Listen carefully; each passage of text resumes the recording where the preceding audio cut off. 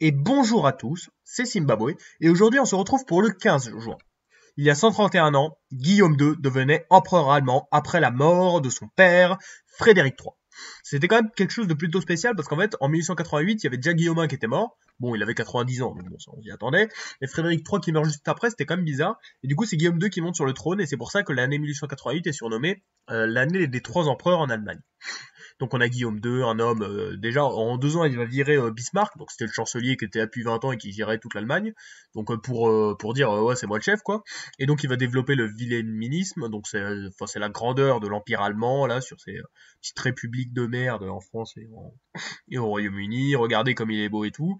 Sauf que bon, ça s'est un peu cassé la gueule avec la Première Guerre mondiale, hein. Regardez là, Guillaume II, il est un peu plus ridicule que là, hein. Du coup, c'était coup dur pour lui, et puis après, il a été exilé. Enfin, après 1918, bon, il a plus fait grand-chose, quoi. Il est resté chez lui, bien gentiment. Il a rencontré Hitler, mais il l'aimait pas trop, et puis bon, il est mort dans l'oubli général. Coup dur pour lui, parce qu'il avait quand même plutôt un bon style à la base. Aujourd'hui, c'est l'anniversaire d'une charte très importante, la Magna Carta.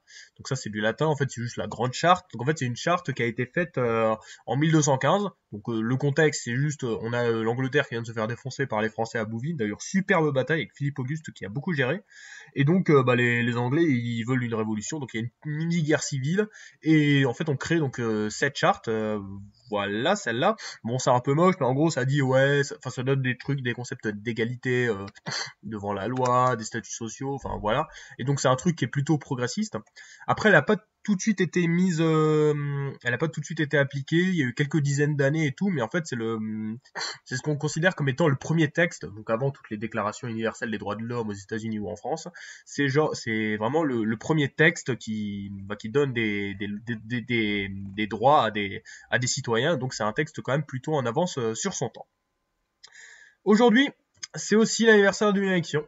L'élection présidentielle française de 1969, donc qui a eu lieu il y a pile 50 ans. Alors pour rappel, on a De Gaulle qui était là depuis 10 ans, qui est le créateur de la République et qui a démissionné. Donc on a Pompidou, voilà, qui était un mec plutôt stylé, ancien banquier de chez Rothschild, comme un certain Macron.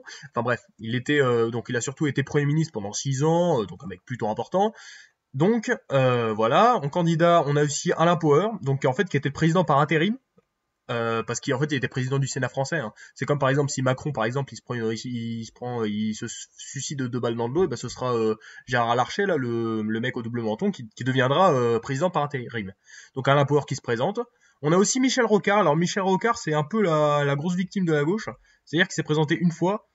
Puis après en 74 il a voulu se présenter mais il y avait Mitterrand. En 80 il a voulu se présenter, il y avait Mitterrand. En 88 il a voulu se présenter mais il y avait Mitterrand. Donc c'était un peu coup dur pour lui, quoi. Il a jamais vraiment réussi à gagner, Michel Rocard, même s'il a été Premier ministre pendant 3 ans.